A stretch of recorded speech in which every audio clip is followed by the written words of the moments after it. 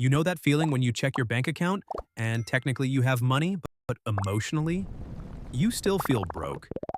You might have $800, maybe even $2,000 sitting there, but you know that one unexpected bill, one car repair, or one slow work month will make that money vanish like it was never real. When you only have a few $100s saved, money isn't a tool for wealth. It's just financial oxygen. You aren't thinking about buying assets. You're just trying to survive Thursday. But there is a specific mathematical point where your relationship with money fundamentally flips.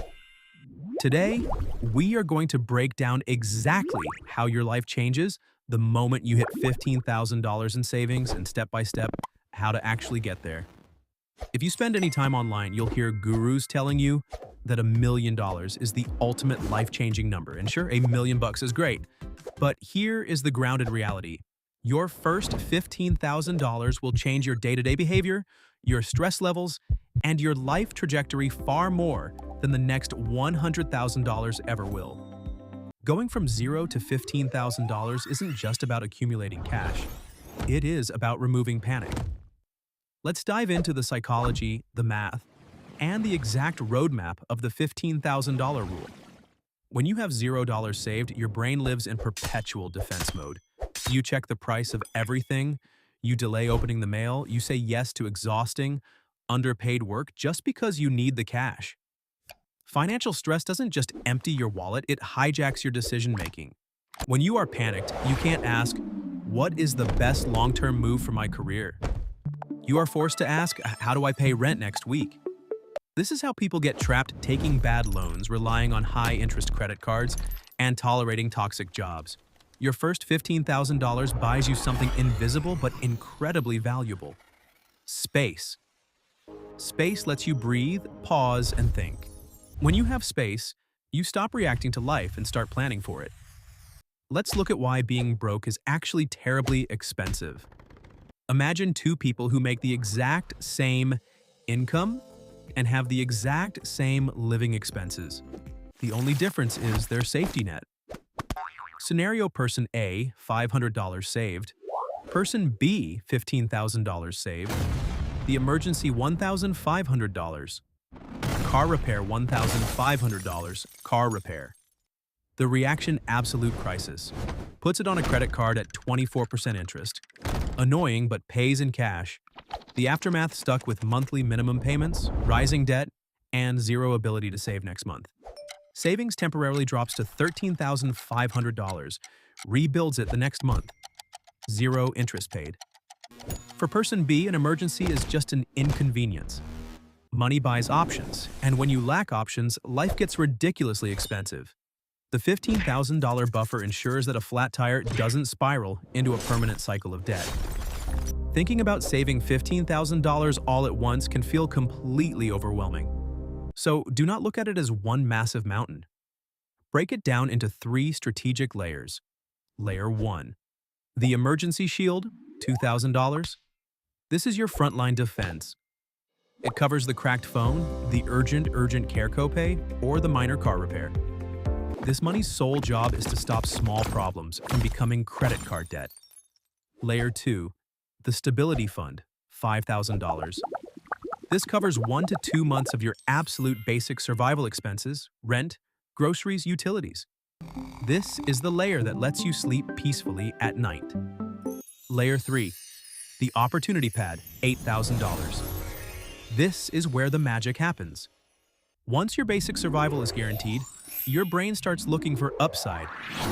This is the money that lets you negotiate a higher salary without fear, walk away from a terrible boss, or fund a small side business without borrowing. Here's a common trap. People want to start investing before they are stable. Investing is crucial for wealth, but if you invest your only $2,000 into the stock market and your car breaks down, what happens? You are forced to sell your investments, often at a loss, just to survive. That isn't investing, that is gambling your rent money. Building your $15,000 foundation first gives you the emotional detachment required to be a good investor. When the stock market drops 15%, you won't panic sell because you know your bills are covered by your cash buffer. Consistency in investing is what makes you wealthy. And consistency is only possible when your life isn't constantly one emergency away from collapse. If you are starting from zero, the first $15,000 is a battle against your habits and your impatience. Motivation fades after a week. Systems last forever. Here's exactly how to build it. Set a realistic monthly target.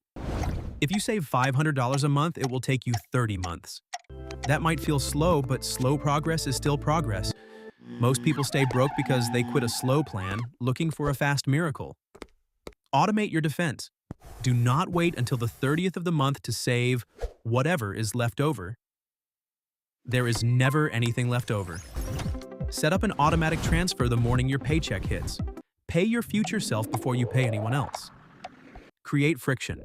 Do not keep your $15,000 in the same checking account you use to buy coffee. Move it to a separate high-yield savings account. Make it slightly inconvenient to access so you aren't tempted to spend it on a lifestyle emergency. Weaponize windfalls, tax refunds, annual bonuses, or selling old furniture. Do not use this money to upgrade your lifestyle. Use it to upgrade your foundation. A single $2,000 tax refund shaves 4 months off your saving timeline. Plug the big leaks. Cutting out a $4 coffee is fine, but it won't change your life. Look at your heavy hitters. Can you negotiate your rent? Can you refinance a car payment? Can you aggressively cut unused subscriptions? Hitting $15,000 comes with one major danger: the temptation to spend it. The moment you see 5 figures, you might feel like you deserve a vacation or a car upgrade. But remember, you wouldn't build the foundation of a house. Rip half of it out and replace it with a nice couch.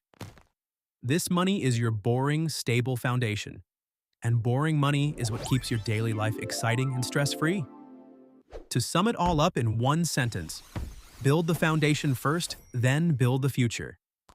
If this video shifted your perspective on money, hit that subscribe button to join the Wealth Nova community and give this video a thumbs up. Head down to the comments right now and tell me, what is your current savings milestone? Are you aiming for your first $1,000? Your first $5,000? Or are you on your way to $15,000? Let's build together. I'll see you in the next one.